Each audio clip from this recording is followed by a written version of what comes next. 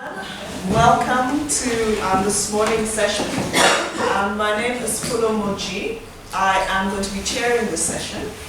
And I need to make one admission before we start. And the admission is that two of the speakers for this session have not registered. So we assume they are AWOL, missing in action.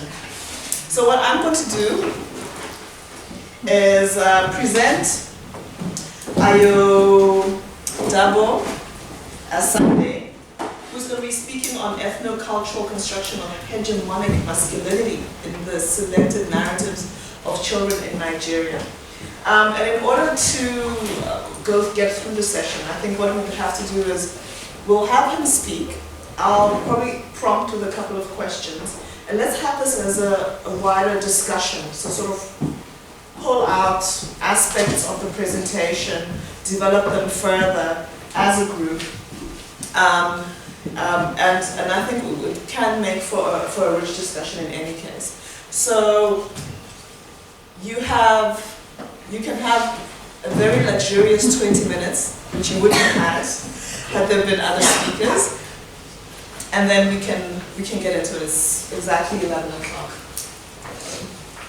Thank you very much. Would you like to stand up? Or will be fine? Okay. Thank you very much. Good morning, everybody. Yes. My people are looking at the ethno-cultural construction of hegemonic masculinity in selected narratives for children in Nigeria. This paper is an ongoing work. It's a part of the PhD thesis that's currently going in Nigeria. So it is a work in progress. So I would appreciate positive comments and remarks after the presentation. Thank you very much. Okay, so I will start by taking us through the introduction. The paper examines the connection between cultural practices and hegemonic masculinity in an attempt to view them as a part of a broader mechanism that perpetuates the legacy of male dominance in Nigeria through the sample narratives. Specifically, the paper analyzes oral and cultural practices such as wrestling, drumming, praise poetry, war songs, and dance. Through an archetypal survey of the oral and cultural practices, the paper aims to reveal how hegemonic masculinity is perceived, lived, and practiced at the local level and recreated in the narratives for children in Nigeria. Okay, we all know that literature for children are meant to entertain, educate, and impart cultural values and norms in children's society. But I've come to realize that some of these cultural values, while they also entertain, also impact negatively on the children in the society because many of those cultural values have sexist in nature. Okay, they are reproduced from patriarchal values that are already existing in the society. So majority that's what we'll be looking at in this particular paper. So we look at what we mean by hegemonic masculinity. It's not really a new term. Hegemonic masculinity is about ascendancy that is accomplished through culture, societal construct, institutions, and persuasion. So, majorly, it's hegemonic masculinity is socially constructed, how different societies construct men in society. Okay, in Africa, we have several societies. Even within Nigeria, we have over 500 languages. Okay, and we have several ethnic groups that construct men individually. So we can't continue to categorize or view men as the same in Nigeria and even in Africa. Okay, so in Nigeria, attributes of hegemonic masculinity include physical strength, ability to protect the weak, to control, to conquer, to take risks, provide leadership, to be assertive, to enjoy a high social status and an absence of smiles. Okay? Then you don't get to cry too. Of course, generally that's is every society. Then in addition, towards the opposite sex, a man is also expected to marry and produce male, and expected to produce children, especially male children. Okay? That's not the fact that gender and sexuality is changing in Nigeria.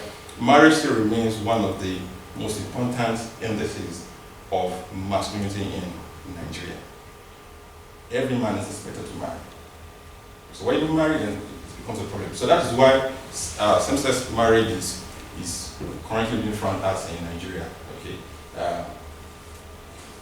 So many of these cultural attributes and institutions have fortified male dominance in all spheres of human endeavors. Then the problem, there's a developing academic interest in the study of African culture and gender ideology in Nigeria.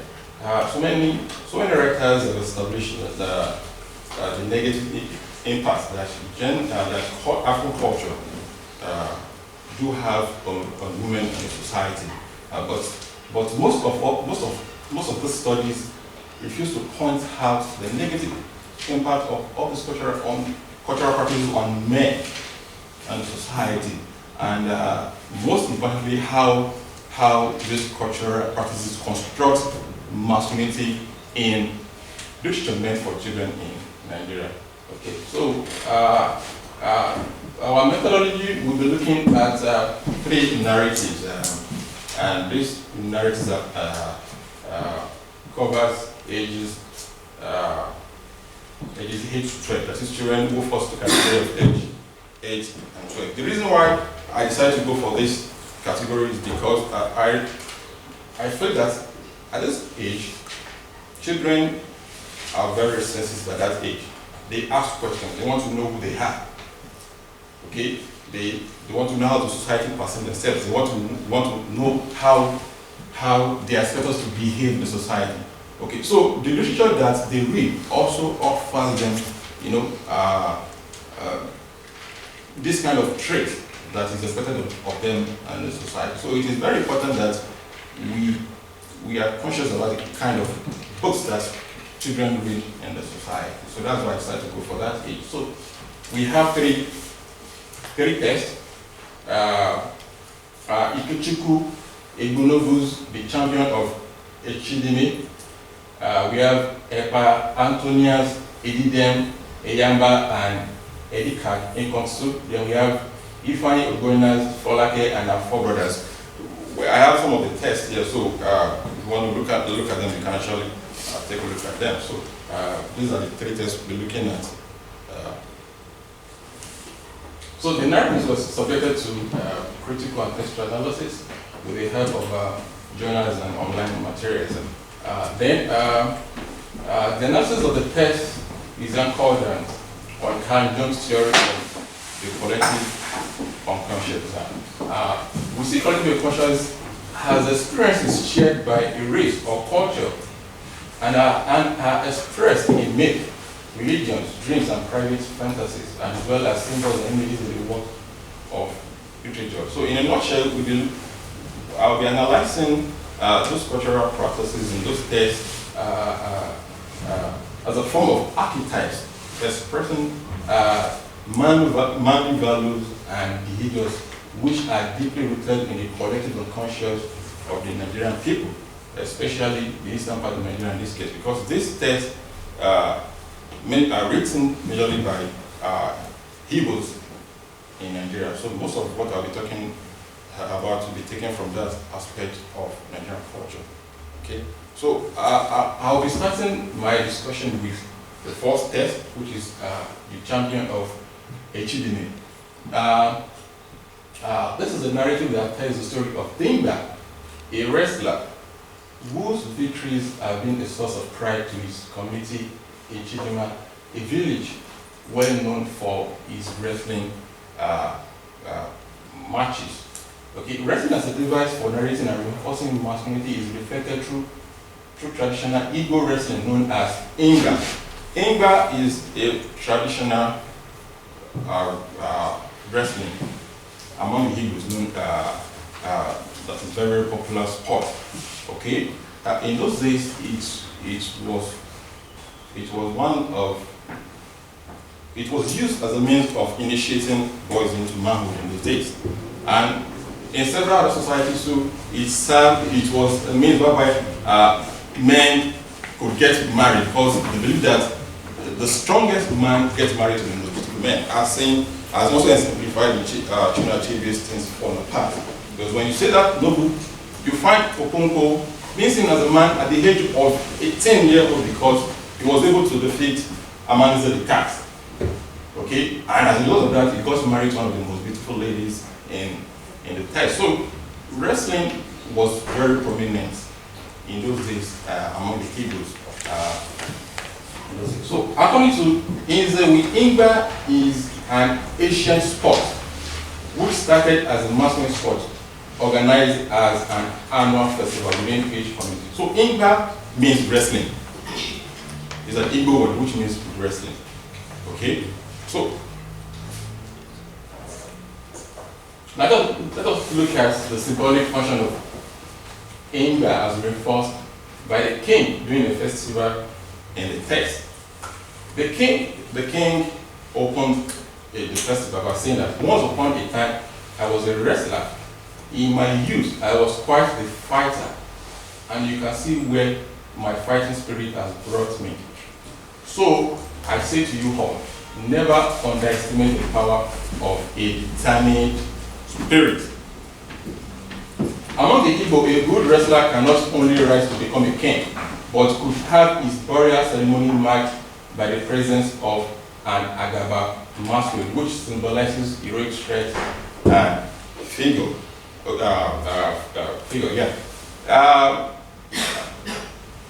Among the Hebrews, a young boy can actually rise through the ranks and become a king by just winning wrestling matches in those days. So that means the heart emphasizes so much on honor, strength, and and heroism. Okay, before you can actually become a king among the Hebrews, then you must have been a wrestler.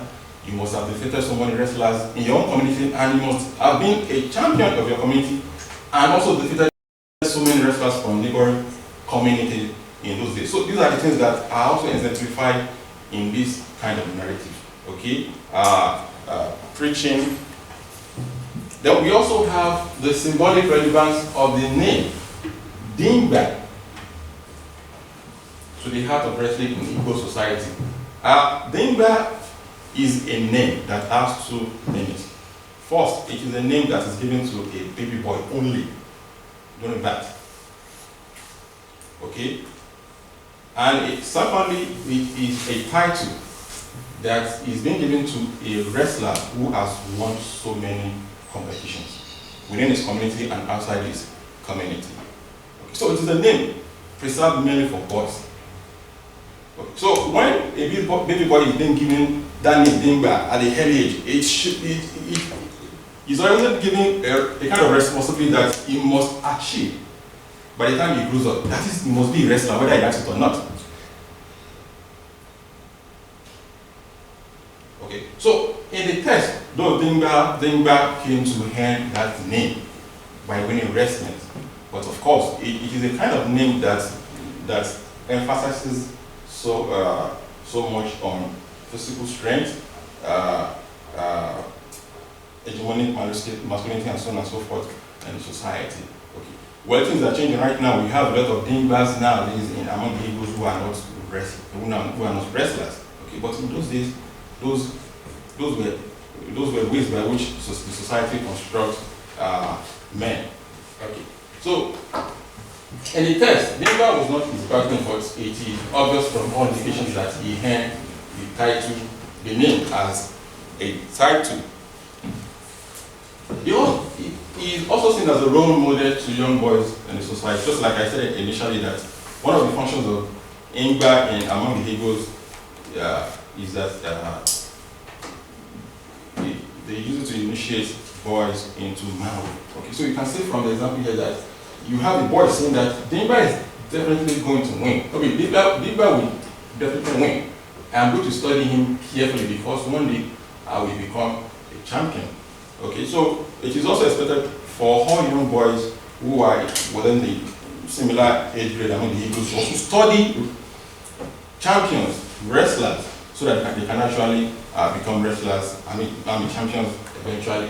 So he is also seen as a site of attraction to young girls who want him as a marriage. There's also a kind of symbolic relationship between wrestling and sexuality among the Hebrews. Okay, when you're a good wrestler, then you get to date the most beautiful girls in the society. Okay, as an example here, you say one of the girls saying that the dream of every girl is to have a strong man like Dimba as a husband to protect her. Okay, so even the woman also recognizes this trait of a wrestler to protect them. Okay, so this idea also emphasizes the dichotomy that occurs between a protective man and a passive woman in the society. Okay, this idea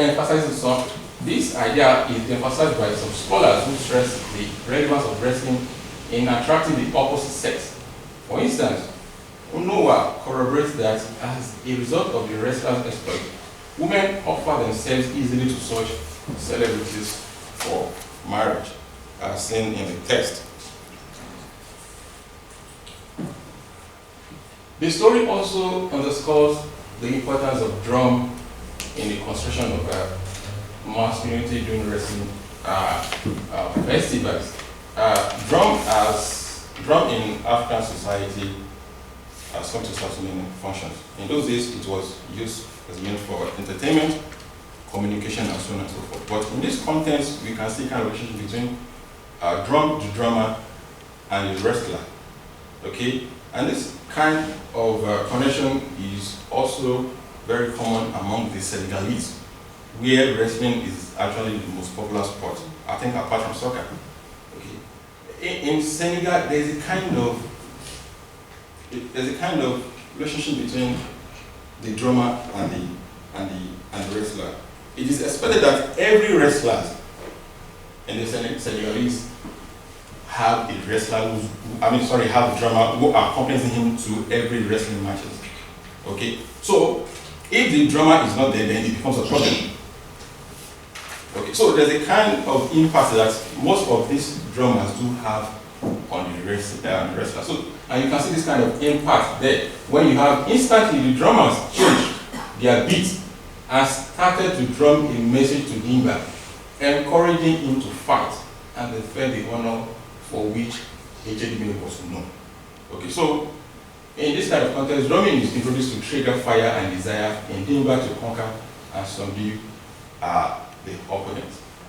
Drum also appears as an instrument of power, only associated with men, while women sing and dance, a practice that also highlights gender dichotomy and men's supremacy in the society. Well, I don't know whether things are changing now, but in those days, only men play drum, while women sing and dance. Okay, and it is also reflected in the text too. Okay, you have male drummers and you have women dancers. So, the second text is titled Edidem, Eyamba, and the Edika Itom Soup. This is also a text that is written by Einstein and Hebron. And the text illustrates the significance of praise poetry to the construction of hegemonic masculinity in Africa through Edidem, a very famous king. In a series of praise poems composed by his wives, they highlight the king's manly attributes such as virility, strength, and invisibility. So, looking at the examples that we have here, you are the great lion that reigns in the Burutu. You are the great king that can humble a lion, a leopard. My husband, Eyama, that built a house by the great river. A man of strength and vigor. You are the arrow that blinds the height of a lion. You are like the mighty tree in the forest. I kneel on the ground for you. The great thing of the brutal, you are like the dried carnet that fills the mouth. Okay. There are allusions and images to animals and abstract beings just to enhance the masculinity of the king here. And you also have a popular Igbo proverb, stroke, praise saying here that you have like the dried carnet that fills the mouth. Among the Igbos, this indicates that someone is small but mighty. Okay, so here in this context, the king might be small as a human being, but of course, he's mighty because he has connections to ancestral spirit. So this kind of connections also kind of reinforces the king's masculinity and in extension, the masculinity of men and the society.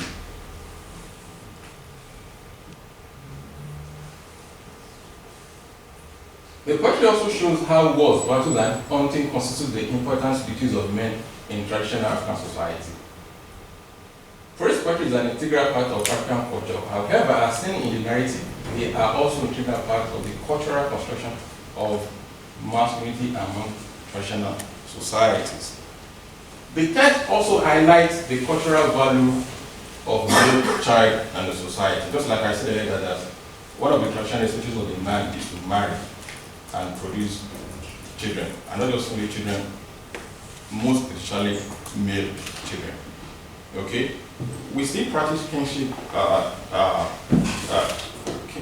method in society whereby you have just male kings. I think up to now we don't have any society whereby you have a female king in any traditional society in Nigeria. So it is expected that every male king must also produce a male child to succeed in. So the focus and the attention of this particular text is the king's search for a particular son to take over from him. And you can see from the example that we have here that Edidem Eyimba had a big problem. He wanted a son who would succeed him as a king. He had married so many wives with the hope that one of them would give him a son. So Edidem already had 4 wives and 15 daughters. And he's still looking for his son to take over from him. So this reinforces the kind of emphasis that is being placed on male child in African society. Okay, this idea also brings up the idea of female sex as irrelevant and unimportant as the worst, epitomizes femininity, passivity, docility, and ability to deceive among other passive attributes.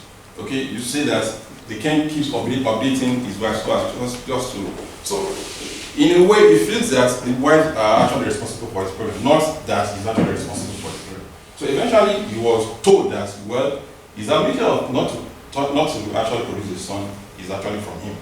And he has to actually offer a sacrifice before he can actually So you could see this kind of problem that we are talking about. So lastly, we'll be looking at the last text, which is titled Folake and Our 4 Brothers. This text illustrates the vision of war dance and songs as twin expressions of masculinity in the society. In Africa, war dance and song was a traditional masculine genre, which involved the glorification and expression of high morale during wars. I don't know that we still have that kind of practice in the present society, but in those days, war dance and song mainly operate within the context of war. Okay, when warriors are preparing for battles, they sing and they dance. Okay, and Finnegan describes this kind of a song in a very funny way that you find warriors dancing around the circle, painting their bodies with so many colors, beating their chest and stamping their feet on the ground. So this is the usual practice. So within different societies, we have differences of how this practice is being done. But we find this kind of practice in this text as well. It is a text that tells the story of Folake, a 13-year-old girl who was kidnapped and was later rescued by his brothers who are wrestlers. Okay, so So after Folake was kidnapped, you could see the boys are preparing for war. Folake's four brothers were busy practicing a war dance in the courtyard. People gathered to watch them. They were heavily built, and the crowd admired their vehicle and usefulness. So here again, you see the emphasis on the body, strength, and vigor. Also, the content of the song that accompanies the dance also embodies features of masculinity. In most cases, you have dance and song coming together. They dance and they sing. Okay, so in this context, you hear the boys singing "Eyin ba eyi, Nzogu eyin ba eyi, Nzogu eyin ba eyi." This is a popular song among the Igbos, and it was actually originated among the Igbos too. Which actually means trample, trample. We are like elephants marching to battle, crushing obstacles on our way. Okay. Also, as the brothers sing, the four brothers also exhibit high level of masculinity by tying red rope around their heads, waist, and hands. Okay, this is also similar to how warriors actually dressed in those days. And I don't have the picture, but I think there's a particular. If you can see here, you can see the brothers actually dancing, and you can see the red ropes around them. So it is actually similar to how warriors actually progressed for battles in those days. This performance is similar to many war songs in African societies, such as Inugogo in Malawi and Uje in Nigeria. Okay. Finnegan said that during war, such songs are usually short and onomatopoeic, but marked up to a high pitch of intensity as the men dance, stamping their feet and knocking their shins. So in conclusion, oral and cultural practices as discussed in this study are significant repository of oral, traditional, and practices belief and culture of the people. However, some are hegemonic because they continue to favor men in the legitimization of their authority in the society. Okay, there is also the recruitment of female sex as the object. Such practices are replete with masculine ideologies and messages which can impose rigid traits of masculinity on young males, as well as negatively influence their gender relations in society. Thank you very much. Thank you. To circulate, I think it might be interesting to circulate them.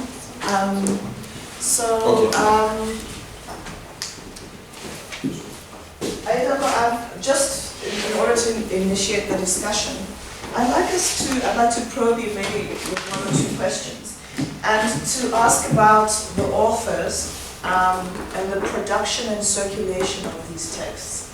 Who are they?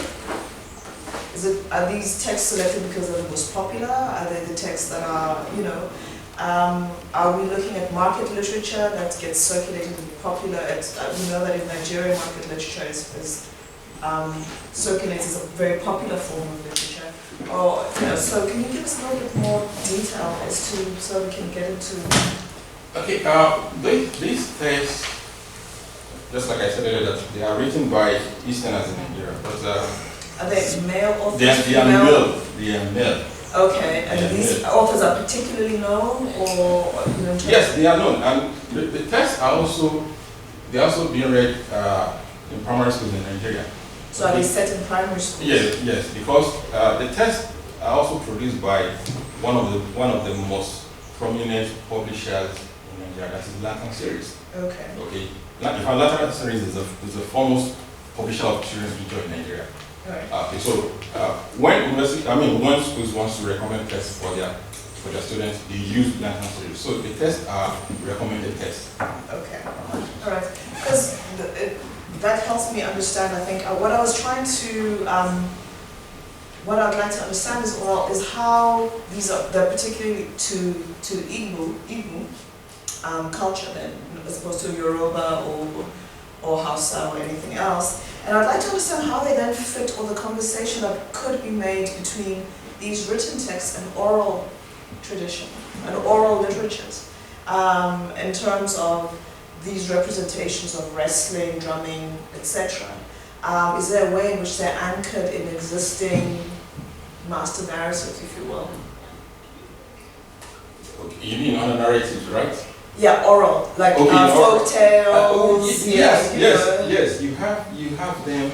You have them in many oral traditions. Well, I would say that many of these cultural practices are not common again. They're not popular. For example, wrestling is not actually popular among the Hindus. So though we still have some communities that are still practicing them, but it's not that popular as we used to have them in those days. Okay. But there are other several cultural practices that are still prominent in society, like folk tales, like proverbs, like riddles, like a lot of them. Though they are not in the text, but of course they still exist as forms of oral tradition in society. So these are picking up on those representations. Yes. Okay. So I think I'll ask one last question and then I'll let other people join in on the conversation, because when you were just discussing the hegemonic masculinity, it made me think of Ife Amadieme's text, Male Daughters, Female Husbands, right?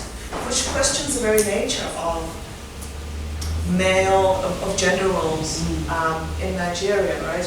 Where she's saying before colonization, before gender binaries were hardened, given if need be socially, men could be husbands, male daughters, they could be daughters, and females could become husbands. If a man did not have a son to carry his name, a daughter could then be allowed to marry other women, to marry women, and the women who have those children, those would then become, those children would be part of the lineage. So what I wanted to really probe is this, even the construction of hegemonic masculinity, as you call it, as a given, right? Is there a way that we can look at these analysis and look at how to trouble that construction? Is it complicated? Can I say something? Yeah. Like the test he used, the test he used in the analysis for children literature. Right. And we inculcate our culture to our children in Nigeria through this literature.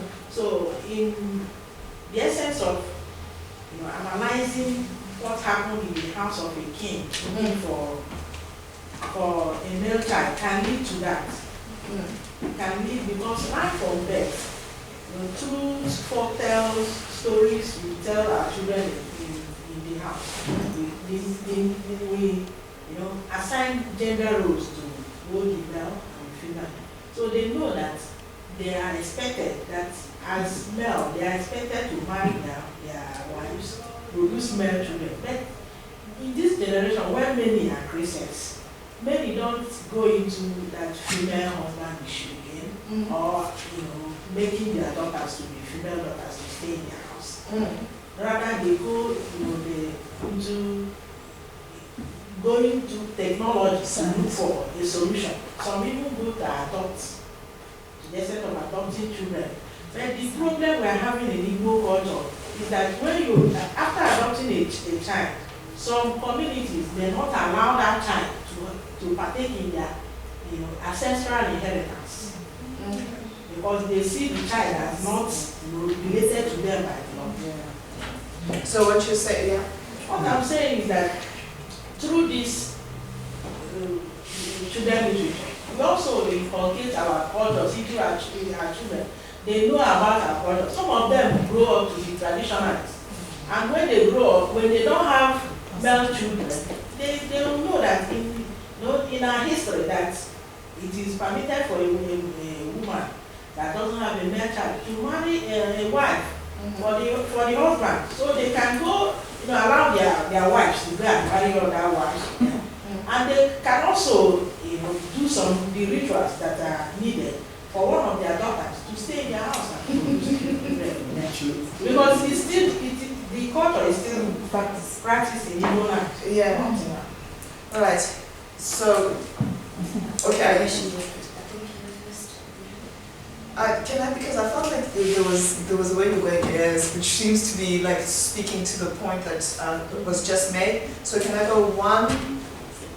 You still have your hand up, and then 3 goes up. Okay. Okay, mine is actually a contribution, not a question, because you said it was part of your PhD thesis. I just want you to look at 2 aspects, the aspects of instruments and how the society has constructed children, especially to do a kind of a comparative analysis. The men have been trained to do this, to play. The women have been trained to sing songs. So women, or not women, girl children who are talented in the society, they're brought down, which kills any society, because this child might have a skill for drumming, but you have already trained her to sing only war songs. That will not only affect the man, it affects that community, it affects even the society, and it goes, a bit higher. So my point is try to bring out how construction of hegemonic masculinity that looks like it's so nice, it's detrimental to the men, detrimental to our society, detrimental to girl children who are coming up, because, I don't like to say this, but I'll say it because there are a lot of women. My father, I was trained as a pianist. A woman should play the keyboard. So I play the keyboard because it's a woman's stuff to play the keyboard, it's a woman's stuff to play. Meanwhile, I had also a flair for playing drums. So the drum thing was less, because I am one, the drum thing was less for me, and the keyboard is not strange that the woman plays the keyboard. While I had a younger sister who we groomed, we trained her, and at a point in my state, Edo State, she took the 3rd position as a drummer in the whole state. I don't know, because that's what you said. We, from childhood, I saw that she was gifted. So we trained her, continue to play the drums, don't play the piano like me, play the drums. And she was making my own family proud, making everybody like, what? At some point, she started teaching other children how to play the drums. But that was because I was strong, I was the daughter of the home. Yes, I dictate the pace. You are all girls. You must do this. Let leave her alone. She's a girl. You can see the struggle. Now, nobody would have seen that talent in that child who is now making she's more popular than myself. She's those films that they act, this Nollywood Nigerian video. My sister is there, I'm here speaking a lot of grammar. Who knows me? Nobody knows me here.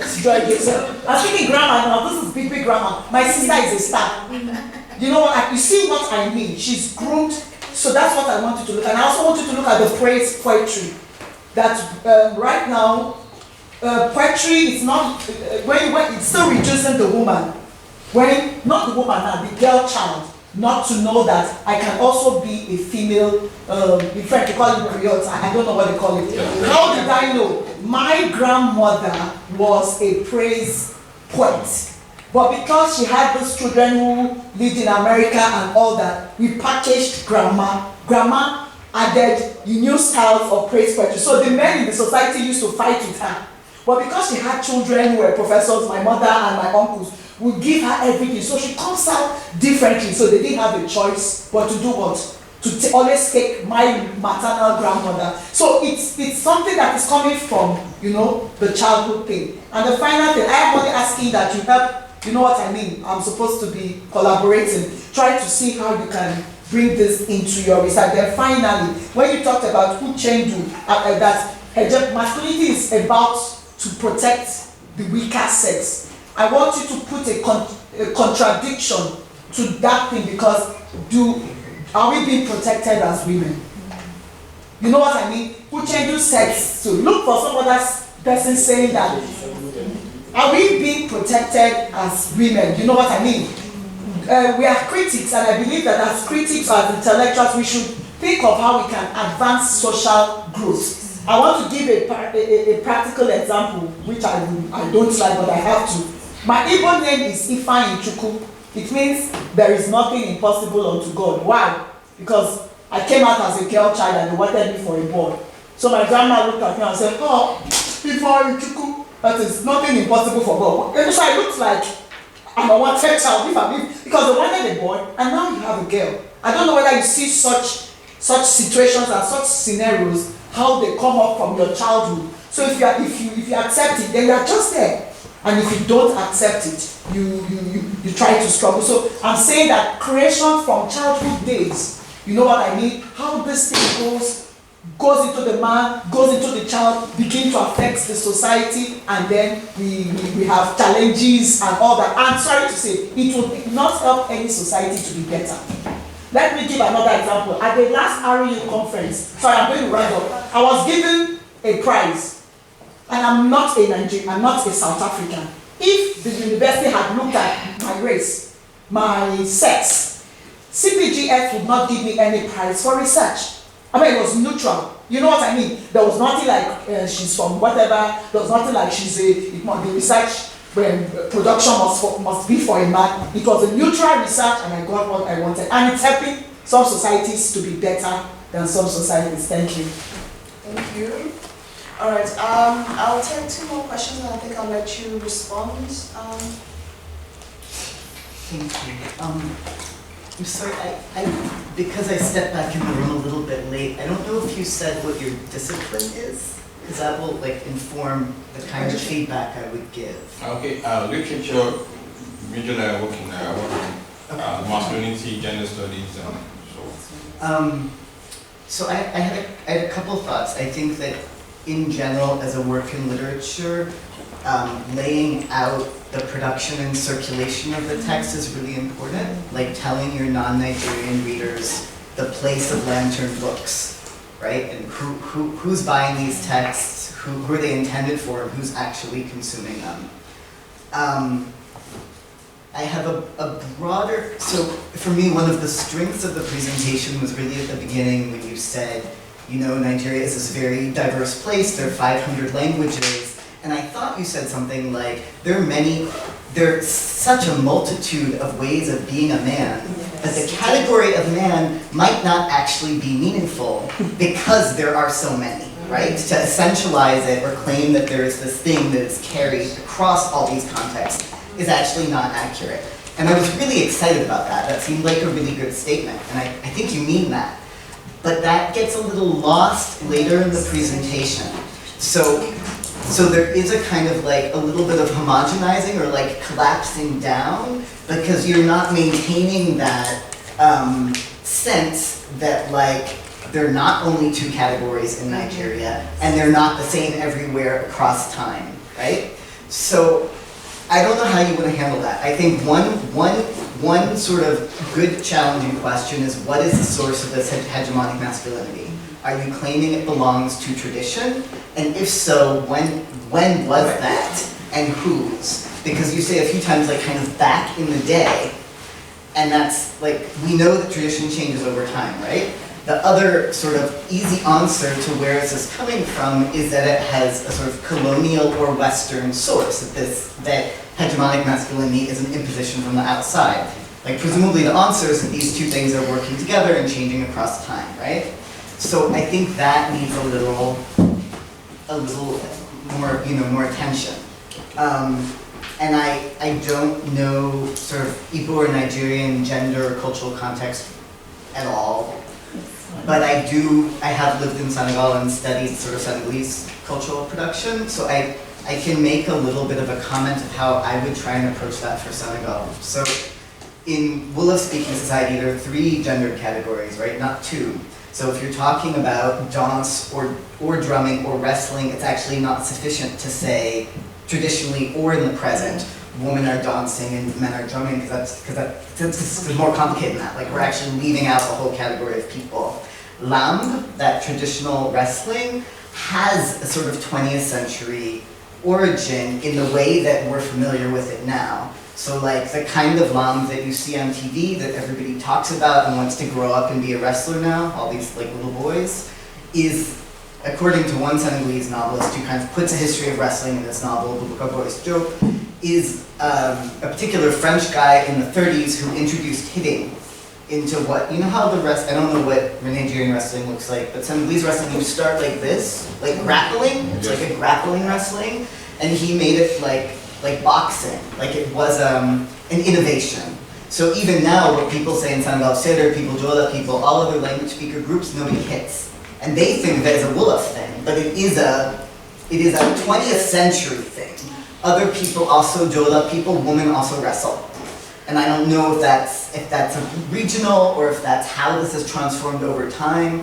I know you're not doing a history of cultural practices, but I think you do need to historicize this tradition if you're going to be talking about hegemonic masculinity coming from it. Yeah. Thank you. Nice and rich. Very nice. All right. Hi, thank you so much for the presentation. And I must say, in this conference, I'm feeling a bit out of sorts because I'm not a literary scholar. I'm a social scientist, so I'm always asking myself, so where's the human element in this? And I think in this presentation, I'm wondering how are the children that are reading these books, how are they receiving them? Because it's one thing to analyze them, but when the children read them, they also impose their own interpretation. They're also influenced by other forms of literature that are around, TV, the internet and whatnot. So it'd be interesting for me to also get a sense of whether your analysis of this literature is like, okay, this is the kind of masculinity that is perpetuating, but is it actually being transferred directly into the children? Are they actually manifesting it? Is it that kind of direct in and output? Yeah. Great. We've got just a few minutes, I think, only 2 to 3, but would you like to respond to the comments? Well, yes, I would like to respond to some. Okay. First, I would like to thank you for the questions and the comments and the contributions as well. They are very helpful. Okay, so I will start with the authors. You said who are the authors that who are the readers as well? Who are they meant for? That was the question you asked for. And just like I said earlier, I've explained that the authors are Nigerian, and the ones I used majorly they are Igbo writers.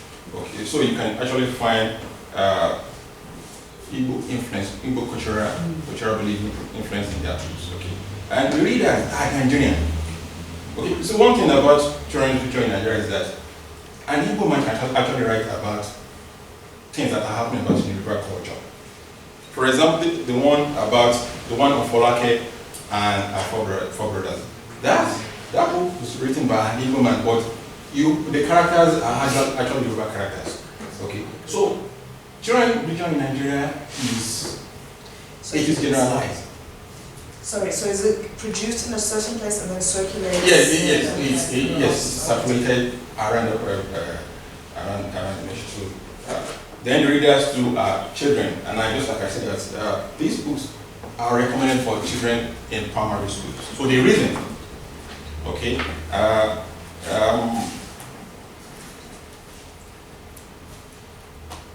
So for me, I didn't mean to put you on the spot. I understand. Yes, it really was for to think about future. The tests are recommended. In fact, parents also buy the test because most of these tests are also available in bookshops around Nigeria. So parents buy them, and they expose their children to most of all these books. Okay. So there's also a question on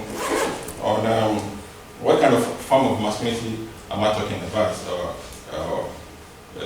Looking at it within the context of hegemonic masculinity. Of course, I understand that hegemonic masculinity is a white. It started as a white form of masculinity, but over the years, it has been applied to examine how different cultures assign roles to women in society. Okay, so I'm not looking at cultural practices as practice now, but I'm looking at cultural practices as practice in those days, and how those cultural practices are still being used in texts that are being written in the 21st century. Because when you look at those texts, most of the texts were written in 2013, 8, 9. So that means you still have reflections of cultural practices that are not even popular again, being reflected on texts that are being written now. So I'm trying to look at the influence, the effect of those cultural practices, or the possible effect of those cultural practices on the readers. What it can actually have on them. Because we need to go beyond bringing back what is actually dying and reflecting what we want our trends to be in the future.